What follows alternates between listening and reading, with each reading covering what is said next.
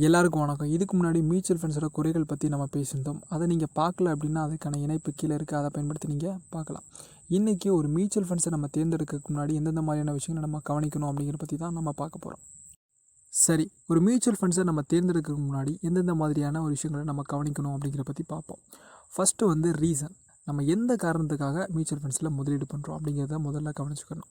நம்ம அதிக நாட்கள் முதலீடு பண்ணி அதை நம்ம வேறு அந்த பணத்தை வளர்த்து அதை நம்ம பயன்படுத்திக்க போகிறோமா, அல்லது குறைந்த நாட்களுக்காக நம்ம முதலீடு பண்ண போகிறோமா, அல்லது வேறு காரணங்கள், அதாவது தன்னோட குழந்தைகளுக்காக படிப்பு செலவுக்கு அல்லது மருத்துவ செலவுக்கு, இந்த மாதிரியான காரணங்களுக்காக நம்ம முதலீடு பண்ண போகிறோமா அப்படிங்கிறத முதல்ல நீங்கள் யோசிச்சு வச்சுக்கணும். அல்லது ஒரு நோட்டை எடுத்து எழுதிடுங்க, இந்த காரணத்துக்காக தான் பண்ண போகிறோம் அப்படிங்கிறத எழுதிடுங்க. அடுத்ததான் உங்களால் எந்த அளவுக்கு ரிஸ்க் எடுக்க முடியும் அப்படிங்கிறத யோசிச்சுக்கிறங்க. எனக்கு இந்த அளவுக்கு ரிஸ்க் எடுக்க முடியும், இந்த அளவுக்கு என்னால் நஷ்டத்தை தாங்கிக்க முடியும். ஏன்னா நஷ்டம் அப்படிங்கிறது, லாஸ் அப்படிங்கிறது கண்டிப்பாக மியூச்சுவல் ஃபண்ட்ஸில் ஏற்பட வாய்ப்பு இருக்குது. நீங்கள் எதை எடுக்கிறீங்க அப்படிங்கிறத பொறுத்து. அதனால் கண்டிப்பாக ரிஸ்க் அப்படிங்கிறது ரொம்பவே முக்கியமான ஒரு விஷயம். அதை நீங்கள் கண்டிப்பாக கவனிக்கணும். அடுத்ததாக எக்ஸிட் லோடு. அதாவது நீங்கள் ஒரு முதலீட்டு, அதாவது மியூச்சுவல் ஃபண்ட்ஸில் ஒரு முதலீடு பண்ணுறீங்க அப்படின்னா அந்த ஸ்கீமில் எந்த அளவுக்கு எக்ஸிட் லோடு, அதாவது வெளியேறதுக்கான அபராதம் எந்த அளவுக்கு இருக்குது. இப்போ நீங்கள் முதலீடு பண்ணிட்டீங்க, ஒரு குறிப்பிட்ட நாள் வச்சுருப்பாங்க, ஒரு வருஷம் வச்சுருப்பாங்க, அல்லது ஒரு 3 நாட்கள், இந்த அளவு ஒரு ஒரு ஒரு 2 வருஷம், இந்த அளவு நீங்கள் பணத்தை எடுக்கக்கூடாது. அப்படி எடுத்தீங்க அப்படின்னா உங்களுக்கு ஒரு எக்ஸிட் லோடு கொடுப்பாங்க, அதாவது ஒரு அபராதம் மாதிரி விதிப்பாங்க. அதுதான் எக்ஸிட் லோடு. அந்த பணம் எந்த அளவுக்கு இருக்குது, 1% இருக்கா அல்லது 0.5% இருக்கா, இந்த மாதிரி நீங்கள் அதை யோசிச்சுக்கணும். அதையும் கண்டிப்பாக நீங்கள் கன்சிடர் பண்ணணும். ஏன் அப்படின்னா அது உங்களோட பணத்தோட மதிப்பை கண்டிப்பாக குறைச்சிடும், உங்களோட லாபத்தையும் குறைக்கும் இல்லையா. அதனால் கண்டிப்பாக நீங்கள் எக்ஸிட் லோடு எந்த அளவுக்கு இருக்குது அப்படிங்கிறத கண்டிப்பாக கவனிக்கணும். அடுத்ததாக எக்ஸ்பென்ஸ் ரேஷியோ. இது ரொம்பவே முக்கியமான ஒன்று. ஒரு நிறுவனம் அந்த மியூச்சுவல் ஃபண்ட்ஸுக்காக எந்த அளவுக்கு செலவழிக்கிறாங்க, அட்வர்டைஸ்மெண்ட் இந்த மாதிரிலாம் செலவழிப்பாங்க.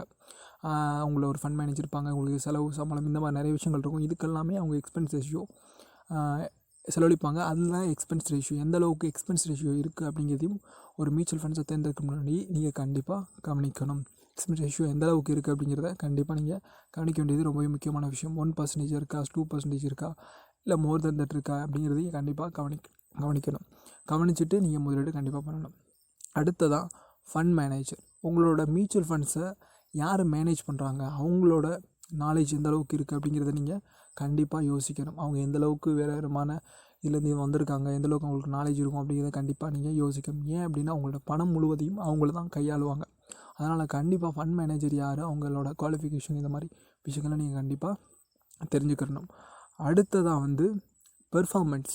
ஒரு மியூச்சுவல் ஃபண்ட்ஸை நீங்கள் தேர்ந்தெடுக்கிறதுக்கு முன்னாடி அந்த மியூச்சுவல் ஃபண்ட்ஸ் இதுக்கு முன்னாடி எந்த மாதிரியான பெர்ஃபார்மன்ஸ் கொடுத்துருக்கு, கொரோனாலாம் போயிருக்கு இல்லையா, அப்போலாம் எந்த மாதிரி இருந்திருக்கு, இப்போ எந்த அளவுக்கு உயர்ந்திருக்கு, இந்த மாதிரி எல்லா விஷயங்களையும், ஒரு வருஷத்தில் எவ்வளோ ரிட்டர்ன்ஸ் கொடுத்துருக்கு, எவ்வளோ லாபம் கொடுத்துருக்கு, 2 வருஷத்தில் எவ்வளோ கொடுத்துருக்கு, 5 வருஷத்தில் எவ்வளோ கொடுத்துருக்கு, 10 வருஷத்தில் எவ்வளோ கொடுத்துருக்கு, இந்த மாதிரியான எல்லா விஷயங்களையும் நீங்கள் கண்டிப்பாக கவனிச்சே ஆகணும். ஒரு மியூச்சுவல் ஃபண்ட்ஸோட செயல்பாடுகளை கண்டிப்பாக நீங்கள் மியூச்சுவல் ஃபண்ட்ஸை தேர்ந்தெடுக்க முன்னாடி கண்டிப்பாக கவனிக்கணும். அடுத்ததாக நம்ம எந்த மாதிரியான ஒரு முதலீடு பண்ண போகிறோம். எஸ்ஐபி, அதாவது சிஸ்டமேட்டிக் இன்வெஸ்ட்மெண்ட் பிளான், அதாவது மாதம் கொடுக்க போகிறோமா, அல்லது வாரம் இந்த மாதிரி கொஞ்சம் கொஞ்சமாக நம்ம முதலீடு பண்ண போகிறோமா, அல்லது மொத்தமாக லம்சம் அமௌண்ட், அதாவது ஒரு பெரிய முதலீடு பண்ணிவிட்டு சும்மா இருந்துட போகிறோமா, இந்த மாதிரியான விஷயங்களையும் நீங்கள் கண்டிப்பாக கவனிக்கணும். இந்த மாதிரியான முக்கியமான விஷயங்களை நீங்கள் கண்டிப்பாக கவனித்து ஒரு நோட் எடுத்து இது எல்லாத்தையும் எழுதிடுங்க. எழுதிட்டு இது எல்லாத்துக்கும் ஏற்ற மாதிரியான ஒரு மியூச்சுவல் ஃபண்ட்ஸ் இருக்கா அப்படிங்கிறத பார்த்து அந்த மியூச்சுவல் ஃபண்ட்ஸ் நீங்கள் தேர்ந்தெடுத்தீங்க அப்படின்னா கண்டிப்பாக அது உங்களுக்கு ரொம்பவே சரியானதாக இருக்கும். இது எடுக்கிறது முதல்ல ரொம்பவே கஷ்டமாக இருக்கும். ஆனால் இது தேர்ந்தெடுத்தீங்க அப்படின்னா அது உங்களுக்கு பின்னாடி ரொம்பவே ஈஸியான ஒரு நல்ல வருமானத்தை கொடுக்கும். இந்த தகவல் உங்களுக்கு பயனுள்ளதாக இருக்கும் அப்படின்னு நம்புகிறேன். இது குறித்து உங்களோட கருத்துக்களையும் உங்களோட சந்தேகங்களையும் மறந்துடாமல் கீழே பதிவு பண்ணுங்கள். மீண்டும் இது போன்ற நல்ல தகவல் சந்திப்போம். நன்றி, வணக்கம்.